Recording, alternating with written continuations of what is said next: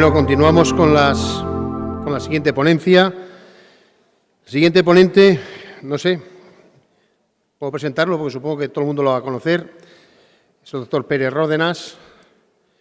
Preguntándole cómo quería que le presentara, me dijo, preséntame como médico naturista. Y en el fondo, pues sí. Pero dejarme decir algo más.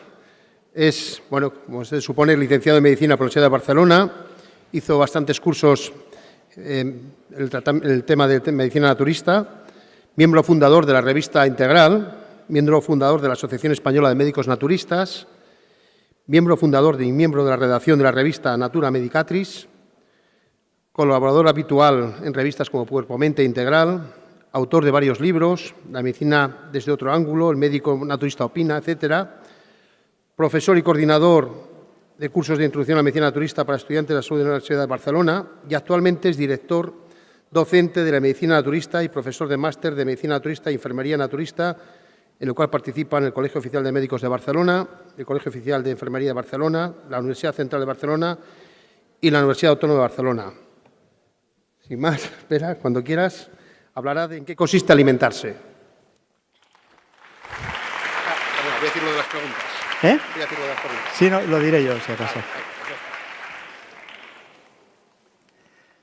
Bueno, en primer lugar, quiero pedir disculpas por si repito algún concepto que se ha dicho aquí, porque vamos a hablar de alimentación viva y consciente y bueno, es normal que se puedan repetir conceptos. Y luego, como no voy a poder estar en el coloquio final, voy a intentar acabar un poco antes para ver si hay coloquio. Pero a las 6 en punto, bueno, por respeto al próximo ponente, pues ahí acabaremos, ¿vale? Espera.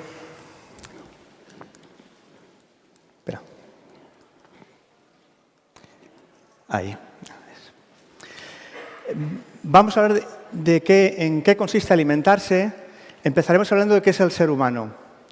Si nosotros nos queremos reconocer, tenemos que mirar a nuestro alrededor y veremos que estamos rodeados pues, de animales, de plantas, de minerales, dentro de un planeta que se llama Tierra, que gira alrededor de una estrella que es el Sol, que está dentro de una galaxia, que esta galaxia forma parte del universo, en donde se ve que la energía más reducida se identifica como una onda, una partícula al mismo tiempo. Es una unidad energética.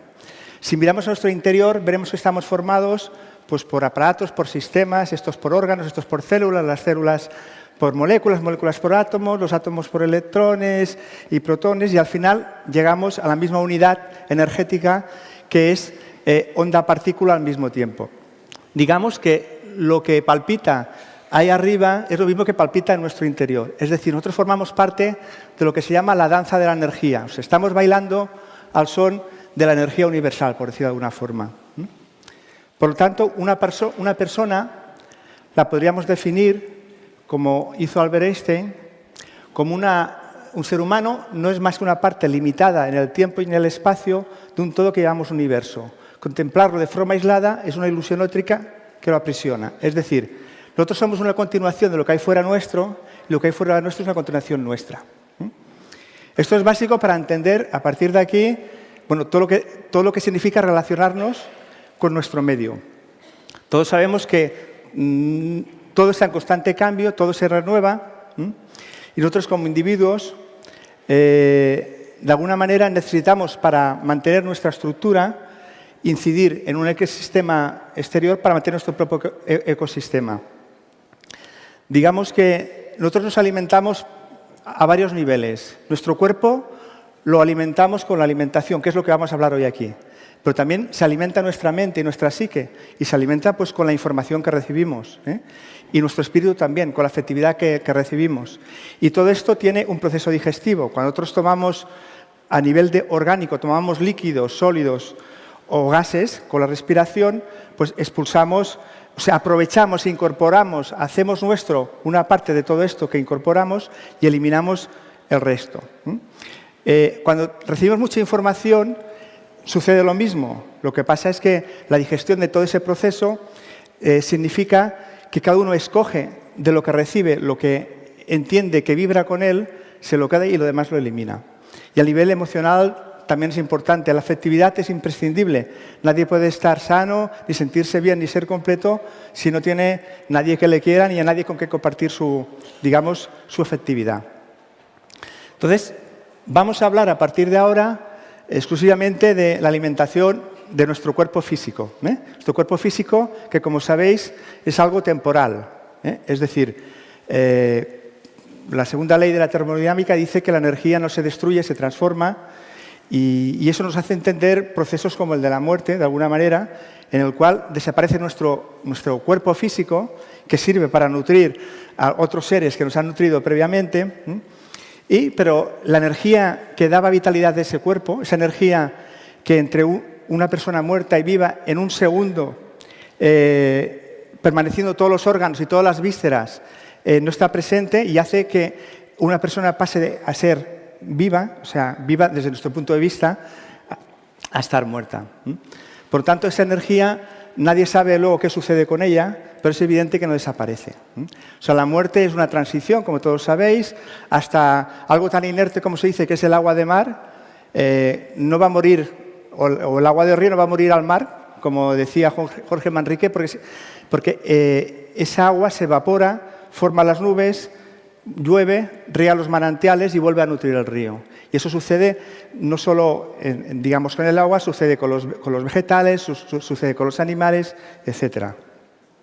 Entonces, para mantener temporalmente nuestro cuerpo físico aquí, necesitamos alimentarnos.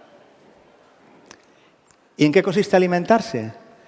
Pues alimentarse es un acto de amor, es un acto de comunión. Es decir, hacer nuestro algo que está fuera nuestro. Por eso es tan importante escoger lo que comemos, porque luego entra a formar parte de nosotros mismos.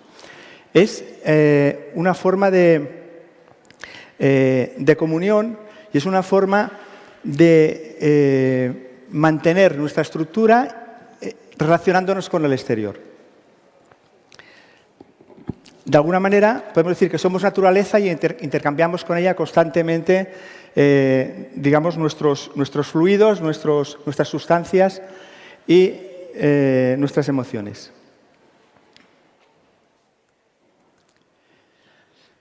Nosotros vivimos en el planeta Tierra, por lo tanto somos seres solares. En realidad nosotros dependemos de la luz solar. Todo lo que existe en la Tierra depende de la luz solar. Si no hubiera luz solar, no existiríamos.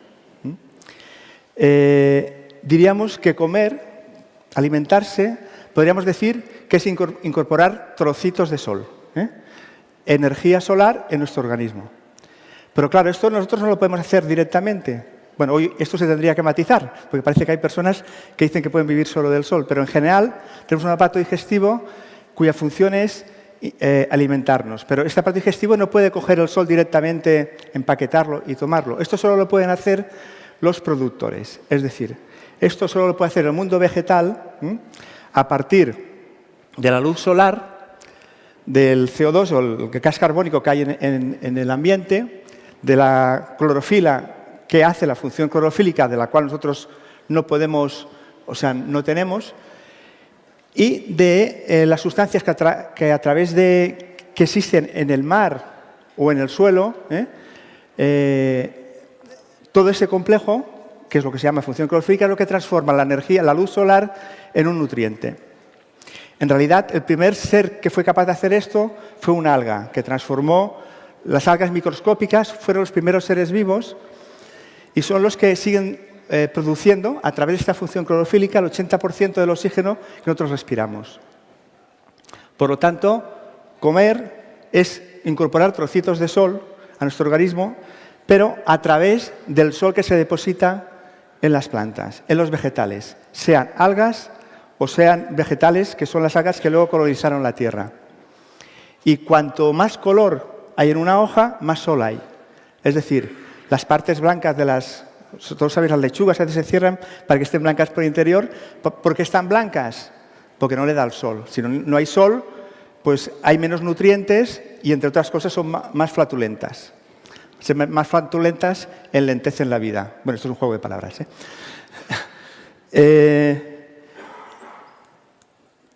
Digamos que esta es la pirámide alimentaria. Es decir, en la base están los productores, los vegetales, algas o plantas.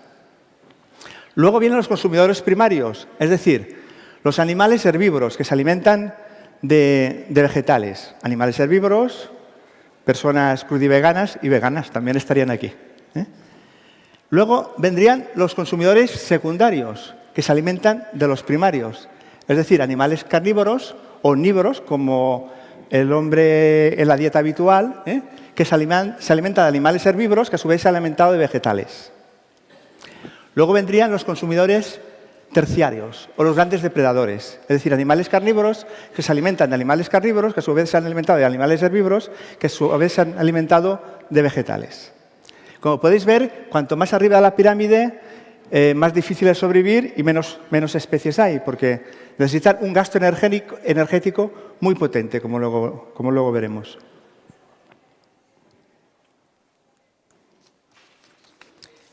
Entonces, alimentarse desde la prepotencia, desde el respeto.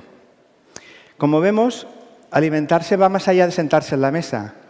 Alimentarse significa plantearse si nosotros podemos disfrutar de todo lo que hay sobre la Tierra según nuestro criterio y utilizarlo sin límite, o podemos alimentarnos respetando, incluso favoreciendo la vida que hay a nuestro alrededor. Diríamos que esto lo podemos mostrar gráficamente, por ejemplo, con la prepotencia de pensar que nosotros, como seres vivos y animales, podemos utilizar las demás especies para torturarlas de alguna manera, utilizarlas y consumirlas, sin necesidad. Ese es el problema. Pues si fuera necesidad, si fuéramos carnívoros, no nos tendríamos que plantear esto. O si preferimos alimentarnos con alimentos que respeten al máximo nuestro entorno. Podíamos también plantearnos si pensamos que podemos mejorar los alimentos que existen, modificándolos, refinándolos, hormonándolos o transformarlos genéticamente. Porque podemos hacer cosas mejores que la propia naturaleza. O podemos pensar que los alimentos completos, integrales, naturales y tal como es de la naturaleza, ya son los adecuados para nosotros. Con la mínima intervención y gasto energético y el máximo respeto a nuestro entorno. Podemos pensar que podemos mejorar la alimentación haciendo monocultivos que desertizan, es decir, que consumen todos los minerales del suelo, de un tipo de minerales, los agotan, al cabo de unos años desertizan la zona y que además están tratados con herbicidas, con pesticidas, que luego por la cadena trófica pues, van al agua y contaminan, haciendo que sean productos más baratos en el mercado y mucho más caros para la vida y para el planeta. Porque luego todos esos costes secundarios de todo esto no se cuentan en el coste del alimento y están ahí. O podríamos pensar que un huerto familiar o un huerto ecológico en el que haya una convivencia social, entre comillas, de vegetales, en que se suplementen, en que se favorezca la vida microbiana del suelo, en el que estemos favoreciendo la vida alrededor y renovándolo y haciendo cultivos, digamos, que regeneren el suelo y escuchando la naturaleza y siguiéndola, pues quizás es la más adecuada. O podemos pensar que tenemos derecho a tener unos animales encerrados toda su vida en un espacio así de pequeño, sin moverse, tomando pienso, con la luz encendida para que se piensen que es de día y coman de forma continuada. O podemos pensar que es más lógico utilizar, por ejemplo, los huevos de estas gallinas que están libres, respetando un poco su entorno.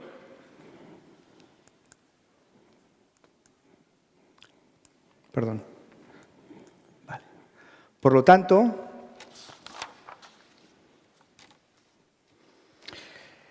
comer significa tomar decisiones. O sea, comer no es sentarte a la mesa por lo que te comen. Comer significa tomar decisiones. Primero, ¿de qué queremos que forme parte de nosotros? De cómo se producen esos alimentos. De cómo los transformamos y cómo inciden en nuestro entorno. Son decisiones importantes que van más allá exclusivamente de conservar nuestra parte física. O sea, implican partes emocionales, partes útiles, etcétera, pero que, de alguna forma, no es simplemente sentarse a la mesa y comer. En realidad es una actitud ante la vida. De alguna manera, tenemos que ser conscientes de que, como hemos dicho, nosotros somos naturaleza, lo que hay fuera nuestro somos nosotros mismos, y somos una continuidad. Por lo tanto, toda incidencia que hagamos en nuestro entorno la hacemos en nosotros mismos. Digamos que lo ideal y lo razonable sería devolver a la naturaleza aquello que tomamos. Todos habéis oído hablar de esa frase de que todo el mundo tiene que tener un hijo, plantar un árbol o escribir un libro. En realidad esto quiere decir que hemos de devolver la vida que nos han dado teniendo un hijo. Evidentemente esto es una metáfora, todos no tienen que tener hijos, algunos ya tienen por otros, ¿no? Todos debemos escribir un libro para devolver a la sociedad lo que nos ha dado y plantar un árbol para devolver a la naturaleza lo que nosotros apropiamos de ella. Si mantenemos esa máxima, bueno, que digamos hippie, de los años 60, que decía que este mundo no lo hemos heredado de nuestros padres, sino que lo hemos tomado prestado de nuestros hijos, entenderemos la importancia de nuestra actitud delante de la vida, incluida la alimentación. Creo que hemos de pasar de un pensamiento antropocéntrico, que es el que predomina hoy en día, nosotros somos el centro del mundo, a un pensamiento que es minoritario, pero que en realidad es ancestral, es de las culturas más ancestrales, y que tiene una visión sistémica de la vida y que, digamos, que es el pensamiento emergente hoy en día. Quizás por las inquietudes de... yo muchas veces me gustaría definir al ser humano como el gran cuidador. Es decir, yo pienso que estamos en este planeta para cuidarlo lo mejor posible. Además, el planeta es tan listo que lo que hace es, cuanto peor lo cuidas, más te agrede. Es decir, las enfermedades, al fin y al cabo, es el resultado de la modificación de nuestro entorno por nosotros mismos. Es decir, cuanto más modificamos nuestro entorno, pues más enfermos estamos. Cuando más lo respetamos, menos enfermos estamos. Por lo tanto, desde el punto de vista sanitario, el mejor consejo que se puede dar es cuidar lo que nos rodea. Desde personas, animales, plantas, vegetales, todo lo que nos rodea, porque es una forma de cuidarnos a nosotros mismos. Entonces, este pensamiento predominante hoy en día y mayoritario se basa en la idea de la ciencia como instrumento de poder. Es decir, estudiamos para dominar las cosas y cambiarlas, es lo que decíamos los transgénicos. Pensamos que podemos mejorar las cosas. Se fundamenta en una visión analítica de la realidad. O sea, cada vez se sabe más de menos, hasta que se llega a saber mucho de nada, ¿no? Y perdamos la idea de conjunto. No sé, eso en los alimentos queda claro. Es decir, se sabe mucho de sus sustancias que lo contienen, para intentar luego pues darlas de forma comprimidos o separados, cuando en realidad en la planta hay una sinergia y hay otra serie de componentes que todavía no conocemos y que están allí. Nosotros y nuestro entorno somos cosas diferentes. Es decir, nosotros somos nosotros y lo que nos rodea es algo que está a nuestro servicio y nosotros lo utilizamos.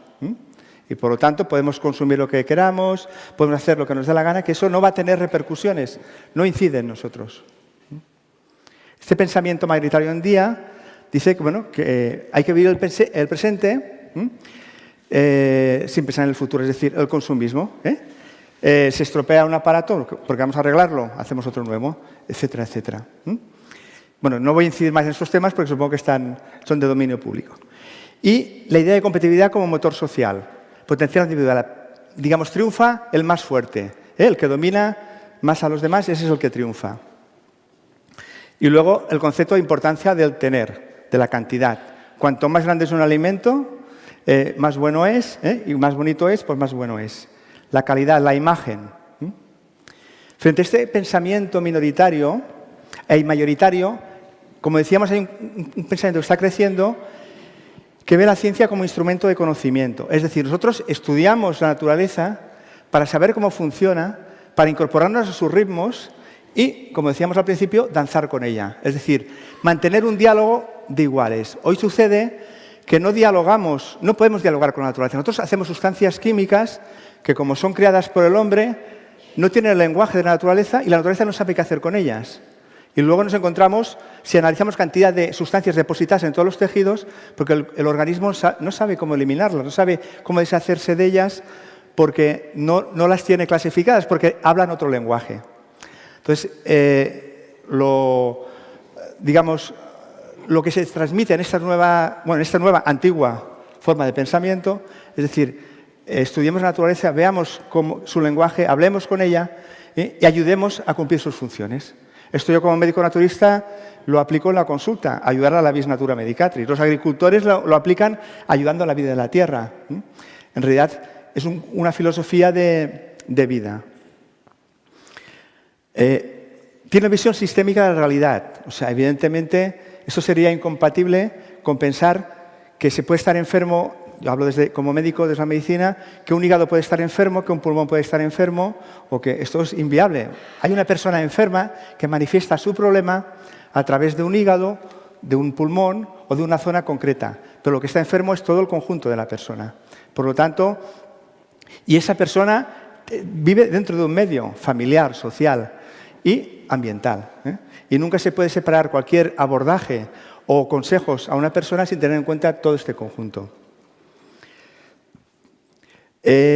Nosotros y nuestro entorno somos una misma cosa, respeto por lo que nos rodea. Bueno, no incido más, esto ya lo hemos dicho.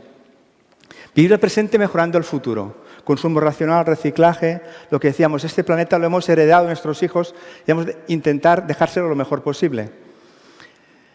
Solidaridad como necesidad vital, potencial del compartir. O sea, hoy está claro que no triunfa el más fuerte, sino el que mejor se integra. O sea, el que tiene mejor simbiosis con lo que le rodea. Es decir, el que coevoluciona, el que intenta evolucionar junto con lo que le rodea. El que cuida lo que rodea y evoluciona con él. El más fuerte acaba destruyendo lo que rodea y de rebote se destruye a él. El que respeta los ciclos, el que ayuda a los demás, el que se integra en la danza energética que marca la naturaleza, pues diríamos que de alguna forma es el que realmente puede vivir más tiempo. Más tiempo. Y lo importante es el ser más que el tener, o sea, la calidad respecto a la cantidad. Por lo tanto, creo que hemos de asumir las aportaciones válidas de la ciencia, incidir, es decir, yo entiendo que se puedan mezclar semillas de diferentes verduras o vegetales para conseguir algo mejor. Entiendo que eso sea posible, pero siguiendo un respeto y un ciclo que lo tiene la naturaleza. No se puede hacer eso en un laboratorio y hacerlo en 2 o 3 días, porque estás rompiendo todo el lenguaje y no dejas que el resto de la vida aquí alrededor se adapte a esa situación, porque tú has hecho ahí una ruptura, has hecho una fractura, has hecho una agresión.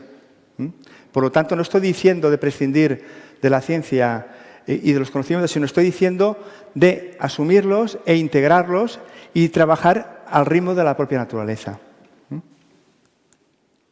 Por lo tanto, ¿qué hemos de comer? Es decir, ¿hemos de esperar que la ciencia moderna, analítica, nos diga qué hay en los alimentos? Es decir, las vitaminas no existían hasta que no se descubrieron, pero ¿verdad que existían antes? Los bioflavonoides, hasta que a finales del siglo pasado no se descubrieron, tampoco existían. Estaban ahí. El resveratrol de la uva, lo mismo. Es decir, si nos esperamos que el microscopio o la ciencia nos diga lo que hay en los alimentos, nunca sabremos qué hemos de comer. Bueno, en realidad no hay ningún animal que haga toda esa parafernalia para saber lo que tiene que comer. Es decir, si nosotros entendemos que la naturaleza nos da el alimento completo, madurado al sol, y en las condiciones y la sinergia de todos sus componentes, entenderemos que ahí están las vitaminas, los bioflavonoides y las cientos de sustancias que todavía no se han descubierto, pero que están ahí. Y que, como es lógico suponer, nuestro alimento no está en la naturaleza desde que nosotros existimos sobre la Tierra. No podemos pensar que nuestro alimento llegaría posteriormente. Está desde que nosotros existimos sobre la Tierra. Y ese alimento nos lo da la naturaleza normalmente de forma completa, integral y cruda, básicamente.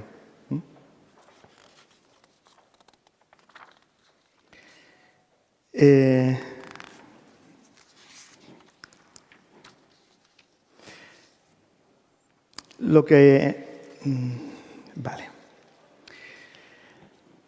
que nos dice la naturaleza, alimentación viva y consciente. Volvemos aquí a la pirámide alimentaria. Si os fijáis, en este grabado, que es el que hemos puesto antes, están los productores en la base y luego vienen los consumidores. Está claro que si nosotros somos seres que nos alimentamos del sol, cuanto más cerca estemos del sol, más energía tendremos. Es decir, en cada paso de esta pirámide, así de forma simplificada, diremos que cada escalón aprovecha solo un 10% de la energía del anterior. Es decir, un consumidor primario aprovecha, es decir, del 100% de la energía que consume de un consumidor, gasta un 90% para formarse él, para desplazarse, para su vida cotidiana. Y solo un 10% lo almacena. Que cuando viene un consumidor secundario y se alimenta de este animal, ya solo tiene un 10%, que de ese 10% consumirá, se quedará con un 10%. Y así. Es decir, el gasto energético es enorme. Pero aquí hay otro concepto, que este concepto más o menos es habitual y todo el mundo conoce, pero hay otro concepto que, digamos, no iba a decir más moderno, pero no es moderno porque esto ya está publicado. Bircher Benner en su libro Dieta Ecológica ya hablaba de él, de un premio Nobel que hablaba del potencial energético de los alimentos. Es decir, el sol, cuando se deposita en la hoja de una planta, se deposita con un determinado orden. Ese orden se puede modificar cuando nosotros calentamos ese alimento o cuando viene otro animal, lo consume, lo desorganiza y vuelve a organizar la energía. Es decir, hay una pérdida de energía potencial, de orden, al ir transformándose los alimentos. Por eso, los médicos naturistas, cuando hacemos curas depurativas, de limpieza, energéticas, de alimentación viva y consciente, aconsejamos los alimentos que están más cerca del sol. ¿Cuáles son? Las algas y los vegetales crudos, porque son los que primero recogen el sol y no han tenido ninguna modificación. Este es un concepto muy importante. Bueno, ahora entramos aquí en un punto conflictivo. ¿Cuál es la alimentación ideal? Bueno, probablemente hay tantas alimentaciones ideales como personas estamos aquí. Y yo no voy a decir cuál es la ideal. Yo voy a poner aquí, a exponer una serie de circunstancias o de elementos y luego voy a dar mi opinión al final.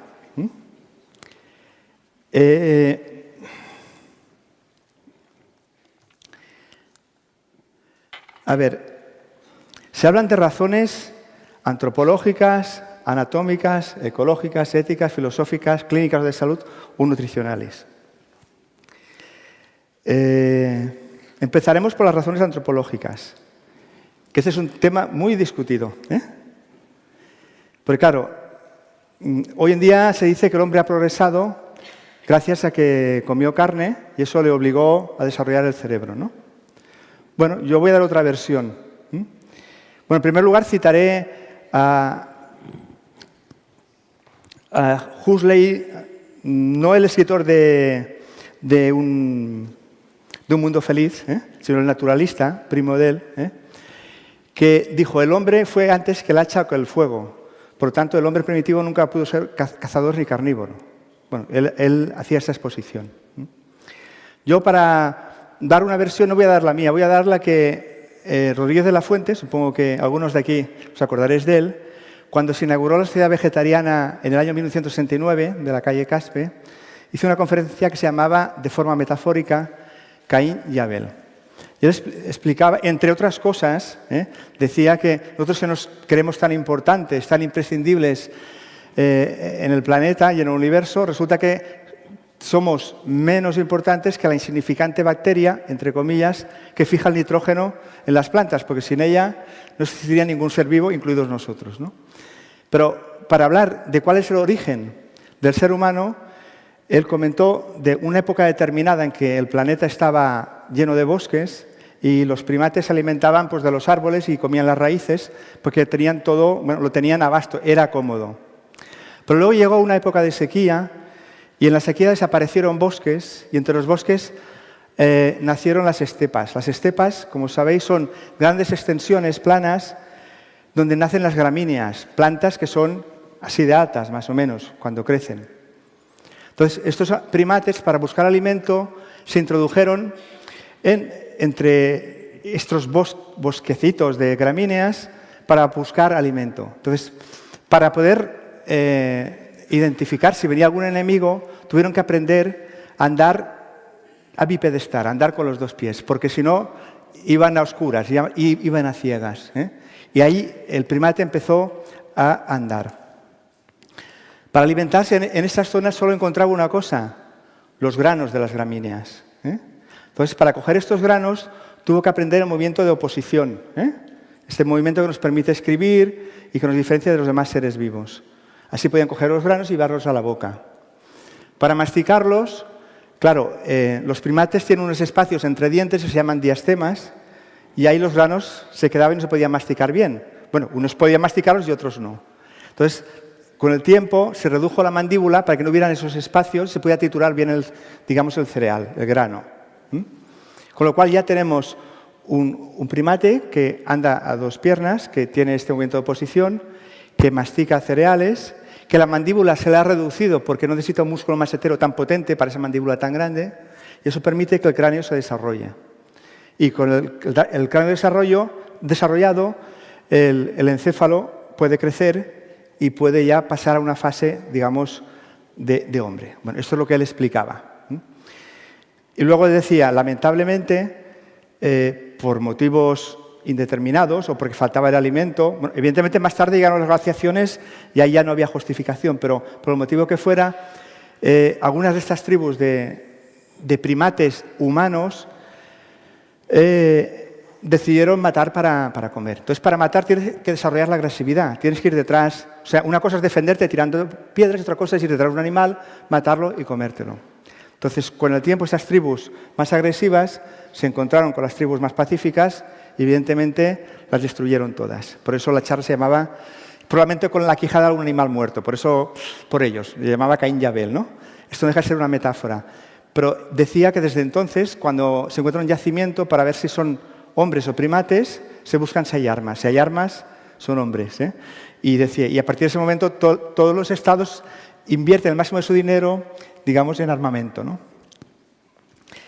Él decía que era enamorado de los vegetarianos, sobre todo de la gente joven, estoy hablando del año 69, entre los que yo me encontraba, que optaban por una alimentación que respetaba la vida, porque en realidad él lo sentía así, lo que pasa es que no tenía la voluntad de hacerlo, pero lo veía que era una forma razonable de amar a la naturaleza y de integrarse en ella.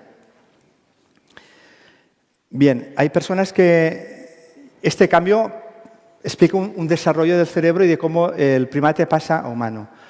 Los descubrimientos actuales dicen que hubo época, o sea, vinieron las glaciaciones, el hombre probablemente tuvo que matar y comer carne, pero eso no significa, como veremos en el punto siguiente, es decir, razones anatómicas, que su intestino no esté preparado para comer carne, porque un intestino de un carnívoro tiene que ser mucho más corto, porque si no la carne se pudre antes de llegar a expulsarla. Necesita un estómago con unas paredes muy gruesas para tener la suficiente pepsina o ácidos para digerir la carne cruda, que es como originariamente deberíamos comerla, o se come en un momento determinado, siempre de forma circunstancial, entiendo yo. Digamos, el hecho de tener estas manos para coger la fruta indica nuestro pasado frugívoro. Es decir, yo aquí hay un concepto. Yo todos estos argumentos no los utilizo, los utilizo porque están ahí. Pero para mí, aunque se dijera lo contrario, entiendo que el ser humano tiene que seguir evolucionando. Y el argumento para mí más trascendental para decidir si el hombre tiene que comer carne o no es pensar que si yo fuera un omnívoro, cualquiera de vosotros fuera un omnívoro, vería saltar por ahí una gallina o un conejo, tendría el instinto de ir detrás de él, matarlo y comérselo. Esto es lo lógico. Esto sería lo que haría cualquier... Si eso no nos atrae, sino más bien nos rechaza, querrá decir alguna cosa. Querrá decir que igual nosotros nos diferenciamos durante el trayecto de la vida de los animales, no porque tenemos la capacidad de esclavizarlos y de matarlos y de comerlos sin necesidad, sino porque tenemos la capacidad de compadecernos, de entender que son otros seres vivos y que podemos ayudarlos. Por lo tanto, es más, esto es algo común. A un niño pequeño, yo cuando era pequeño recuerdo que me regalaban un pollito y el pollito lo cuidábamos hasta que un día se perdía. O sea, nadie decía que se lo había comido un familiar o tal. Era incapaz de decirle a un niño que ese animal se lo había comido, ¿no? Si os fijáis en los cuentos infantiles, veréis tigres, animales muy carnívoros comiendo fruta. Bueno, todos esos son mensajes entiendo yo que van en la dirección de entender que nosotros realmente no tenemos un origen, aparte de estas razones que hemos mencionado, ¿no? Razones ecológicas, lo que decíamos antes, conseguir 1 kilo de proteína animal significa malbaratar cantidad de kilos de proteína, 10 kilos de proteína vegetal, por ejemplo. O sea, podrían comer 8 personas más si directamente comiéramos de la proteína vegetal. Evidentemente, la contaminación por los gases, invernadero, de la ganadería, etcétera. La despoblación de bosques por la ganadería intensiva, etcétera, etcétera, ¿no? Razones éticas. Bueno, lo que hablábamos. Es decir, yo entiendo que en situación de necesidad, bueno, pues se mata, se come lo que haga falta. Pero si no es necesario, pienso que, bueno, que es una decisión individual de cada uno. Y eso no quiere decir que sea uno mejor que otro, ¿eh? Luego, al final, en la conclusión, querré recalcar eso, ¿eh? Que uno que no mate animales para no comer no quiere decir que sea mejor que uno que mate, ¿eh? Pues uno puede no matar animales y ser un malparit con los demás, ¿eh?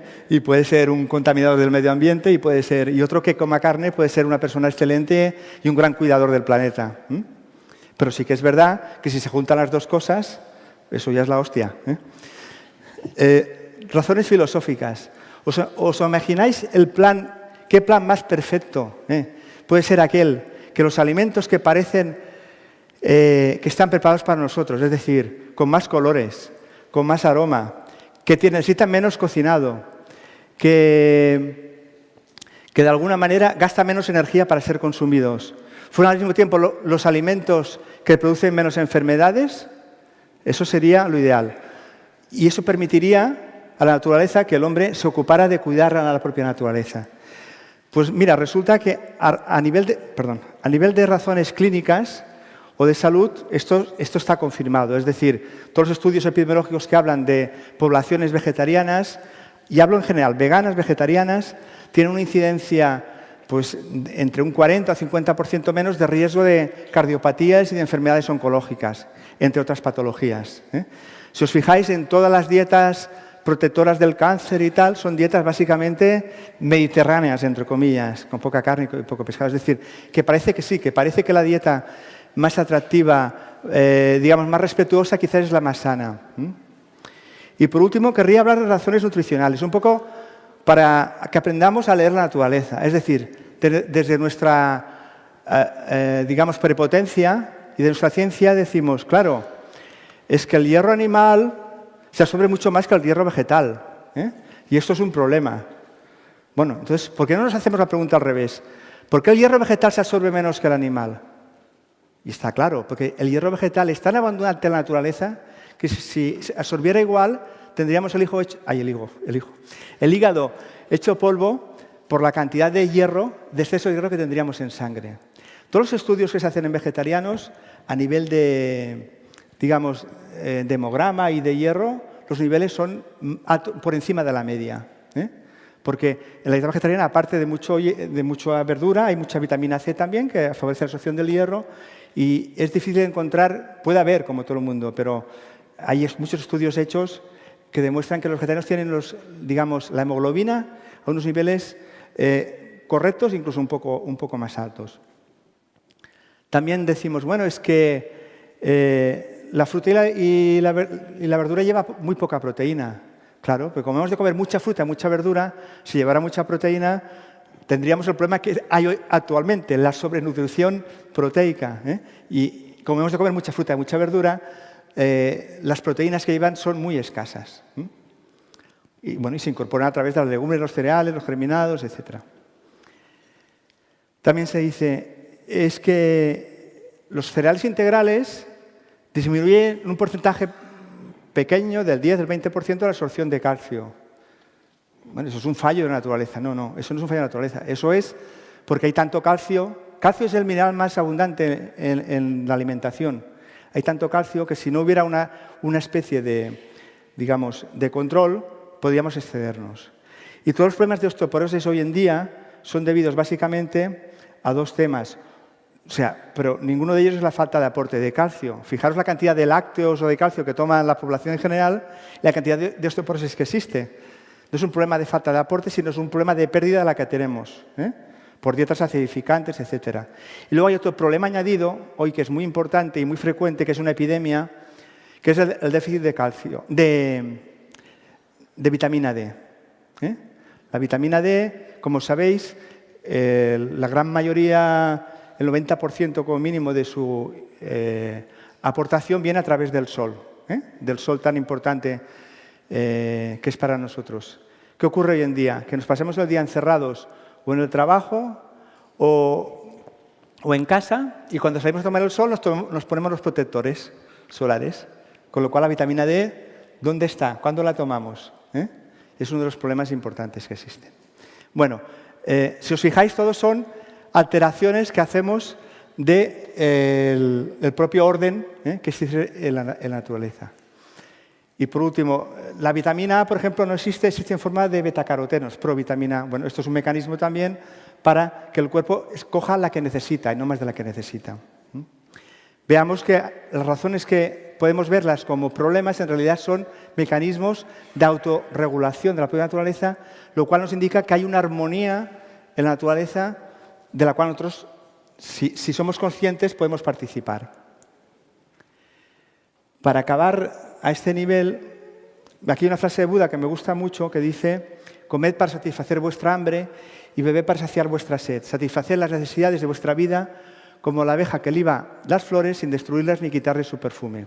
Es más, si os fijáis, la abeja no solo liba, sino que coge el polen y transmite la vida de la flor. O sea, no solo le quita, sino que multiplica la vida. Nosotros, si comemos tomates con semillas, podemos hacer lo mismo. O sea, no somos menos que ella.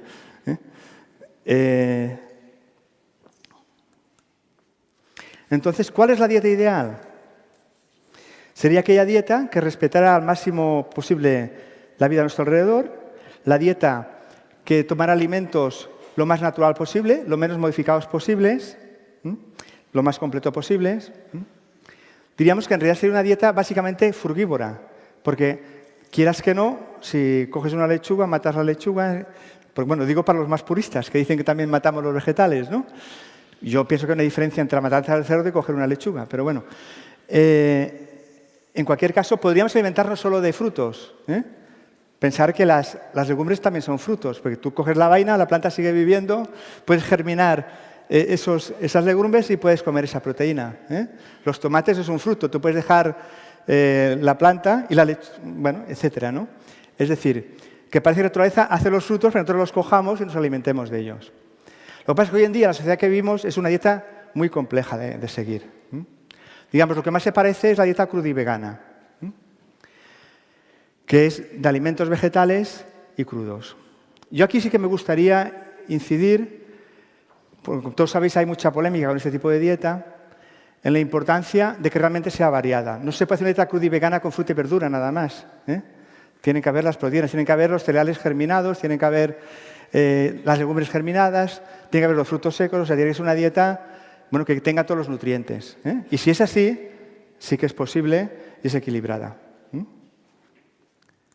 Si no, puede ser una dieta vegana, que aquí incluso se puede cocinar, pero que básicamente tiene el mismo respeto por la vida, no sacrifica ningún tipo de animal y respeta mucho la vida. O si no, pues una dieta vegetariana, ovo-lácteo, consumiendo los huevos y la leche pues de ganadería, digamos, ecológica. Digamos que estas tres dietas, que para mí son siguen mejor estos parámetros. Evidentemente luego vendrían las dietas convencionales, que aquí se incluyen pues, los productos que significan quitar la vida a algún animal. Hasta aquí no quitamos la vida a ningún animal. Yo quisiera hacer un comentario. Yo soy ovo-lácteo vegetariano de nacimiento, es decir, tengo 58 años. Hace 50 años, con 8 años en el colegio, en la calle, pues evidentemente ser vegetariano era, yo diría que era un reto para mí. Yo, en ese sentido siempre he sido militante y nunca lo he vivido como una limitación. Es más, compañeros míos vegetarianos de nacimiento como yo, al llevar la adolescencia, se liberaban y comían lo que querían, ¿no? Yo nunca lo había sentido así, al contrario, yo entendía el significado de todo esto que estoy diciendo. En realidad, ahora voy a explicar un poco una anécdota mía. Mi trabajo de Coe se llamaba Mortales, la naturaleza os reclama, volved a ella, ¿no? Y en realidad no lo firmaba yo, lo firmaban los precursores vegetarianos, o sea, para que sepáis por dónde iban mis neuras, ¿no? Y yo iba en bañador, corriendo por el campo, por la montaña, intentaba ser un militante, pero nunca convencer a nadie, es decir, sentirlo en mí mismo. Pensar lo que significa para mí estar aquí y ver toda esta gente, ver todo el movimiento vegano, todo el movimiento crudivegano. Bueno, esto es una maravilla, porque antes, pues en todo Cornellá solo era yo y los vegetarianos nos reuníamos en guetos y a lo mejor eran 100 y 200 y ese era nuestro territorio. Pero fuera de ahí era, digamos, un territorio enemigo, por decirlo de alguna forma, ¿no? Mis padres fueron consejos de la sociedad vegetariana, por lo tanto, veíamos pasar por ahí a todos los médicos, naturópatas y toda la gente explicando por qué se habían hecho vegetarianos, básicamente por temas de salud. Y en cambio hoy, la mayoría de la gente se hace vegetariana por temas éticos, lo cual a mí me parece mucho más... Bueno, me parece diferente y me parece bien. Pero si os fijáis, estamos hablando de una dieta ética, cuidada, digamos, respetuosa. Y el otro día me explicaba un compañero de infancia, vegetariano como yo de nacimiento, que tiene un local donde se reúnen tribus de estas, de las que formo parte, y cuando comen juntos, los veganos no quieren estar con los crudiveganos, o mejor dicho, los crudiveganos no quieren estar con los veganos porque ponen patatas cocidas, ellos son crudiveganos. Y los veganos no quieren estar con los ovo-lacto-vegetarianos porque ponen queso. Es decir, coinciden en un 99% de su dieta y de su visión, pero en cambio, por una insignificancia, generan una especie de, digamos, de lucha intestina que no tiene ningún sentido. Por eso, yo quiero acabar diciendo que la evolución no se para, que evidentemente evolucionar significa ir tomando cada vez más conciencia de que no somos individuos, que formamos parte, digamos, de una sociedad que está dentro de un planeta, que este planeta está dentro de un universo y que, por lo tanto, nos estamos comunicando constantemente con el universo a través, bueno, de lo que vemos, del contemplar un paisaje o de relacionarnos con él. Y en esa evolución la dieta ocupa un espacio, pero no es el único, lo que decía antes. Tan importante como la dieta es la forma de tomarnos las cosas, de cómo nos relacionamos, del sentido del humor que tenemos, de los respetuosos que somos con las ideas de los demás. Y por tanto, vuelvo a intentar hablar contra el sectarismo. Es decir, uno puede ser un estupendo o hacer una dieta estupenda a nivel de respeto a los animales y no respetar al entorno y a las personas que le rodean. Bien, yo creo que aquí acabo con lo que os quería decir. Entonces creo que faltan 6 o 7 minutos. Entonces os lo dejo para si queréis hacer preguntas. ¿Vale?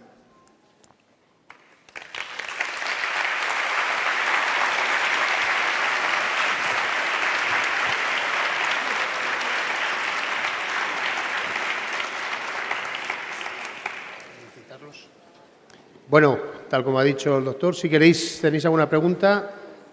No sé por dónde está la gente con los micros. ¿Ahí? Vale. Hola. Yo quería un poquito de ayudita, porque yo lo tengo muy claro, que quiero hacer un cambio de alimentación, pero para mi hija, que tiene 9 años, le está costando mucho quitar la leche, quitar el azúcar. No sé si me puedes ayudar un poquito. Para los niños hacer un cambio. ¿La pregunta cuál es? Sí. Si me puedes ayudar un poco, algún consejo, truquillo para ayudar a los niños también a realizar un cambio en la alimentación cuando te has dado cuenta de que... Vale. El consejo más importante es que la familia haga el cambio. Es decir, la niña que vea que los demás comen igual que ella, no diferente. Eso es lo fundamental. Y luego, a ver, yo hablo por la experiencia con mis hijos, Mis hijos, bueno, tengo 2 hijos, los 2 son... Bueno, en realidad uno es vegano desde hace 3 años y yo soy vegano en casa desde que lo es. Desde los 13 que él decidió, me empujó a mí a algo que yo llevaba ahí pero que me costaba hacer. Lo importante es que ellos entiendan por qué lo hacen. Es como todo en la vida. Si tú no entiendes por qué hacer las cosas, te cuesta hacerlas, ¿no? Si tú intentas transmitir el por qué una cosa no... Si tú dices que el azúcar refinado es un producto químico, que cuando tú lo tomes, cuando ella lo toma, pierde sus vitaminas, sus minerales, etcétera, ella lo puede entender mejor. Digamos, la idea sería argumentar, o sea, nunca decir las cosas porque sí, sino siempre argumentarlas. Y dar ejemplo. Bueno, sería... Digo, ya sé que es muy breve, pero claro, no puedo extenderme mucho la pregunta. Y además que es difícil, porque eso lo haces en casa, van afuera, ven los demás niños. Entonces, bueno, ser tolerante. Es decir, cuando esa niña o ese niño puede decir por sí mismo, si tú le has dado información, él decidirá, y a lo mejor te será carnívoro o omnívoro, y tendrás que asumirlo, igual que, bueno, que tú has decidido por otro tipo de dieta. Y eso es lo que os hará más felices, aceptar a los demás como las decisiones que toman, ¿no? Bueno, por ahí va el micro. Sí.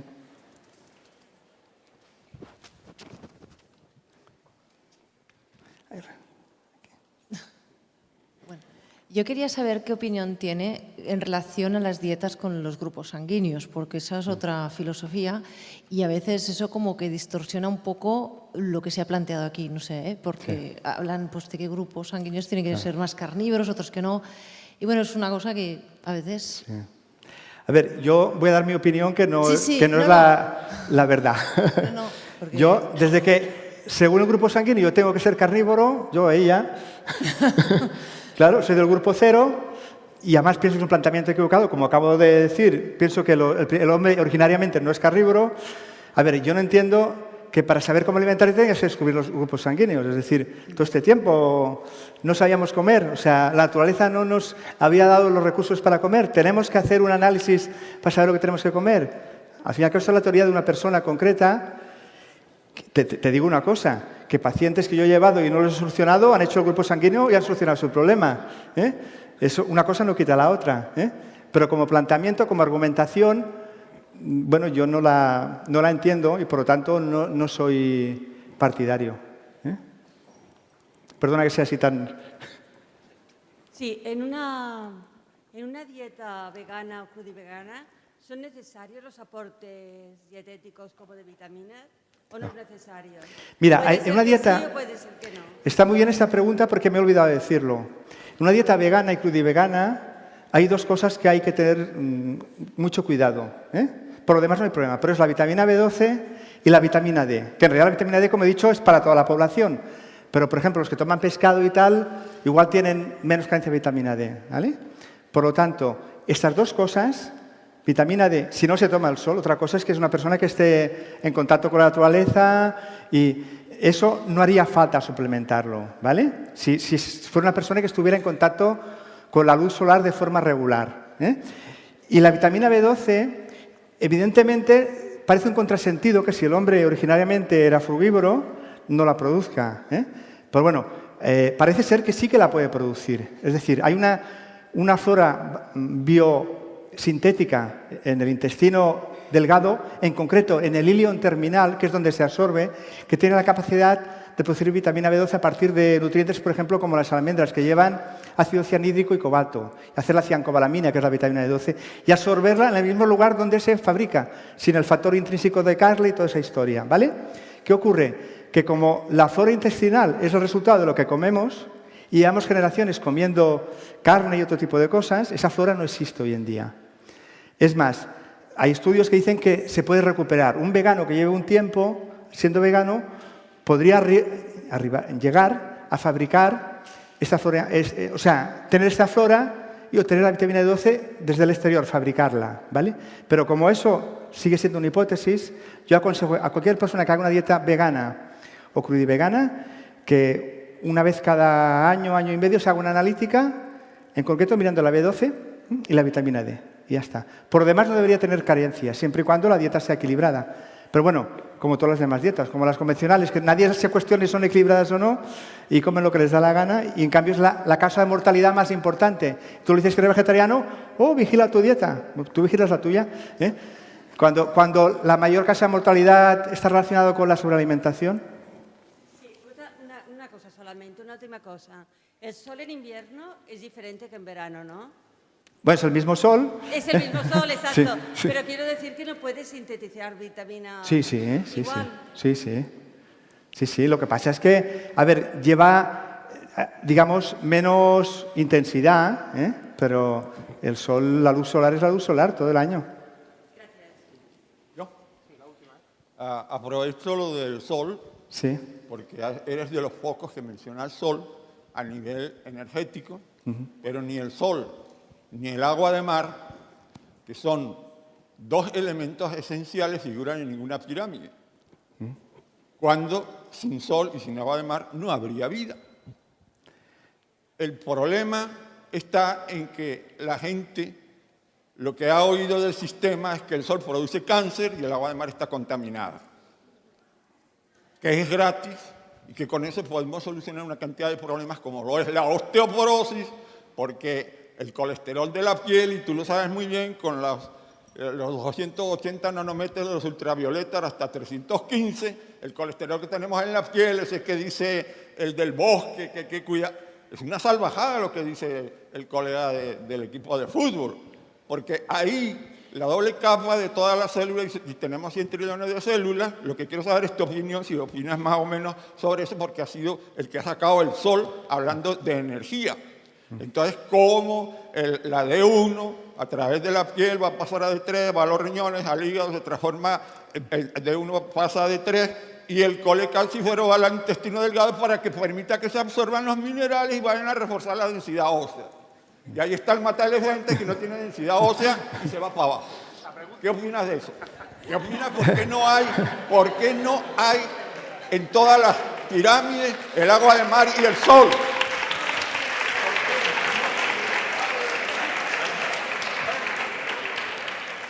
Bueno, menos mal que creo que me libro, porque yo he nombrado el sol, ¿eh? He dicho que somos seres solares, por lo tanto, yo estoy 100% de acuerdo contigo. O sea, ya está. Es decir, en la pirámide, por ejemplo, el agua tampoco se pone, la fibra tampoco se pone. Bueno, porque está implícita en los alimentos. Pero cuando tú pones alimentos, la fruta y todo eso, estás poniendo el agua indirectamente también. Pero el sol, podríamos decir también, porque el sol está incorporado en todos los alimentos, ¿no? Pero tomar conciencia de que alimentarse es incorporar trocitos de sol, para mí esta es una idea que yo la mantengo porque no te conocía, pero es para que tú estés contento. O sea, pienso que es lo que hay que hacer, ¿eh?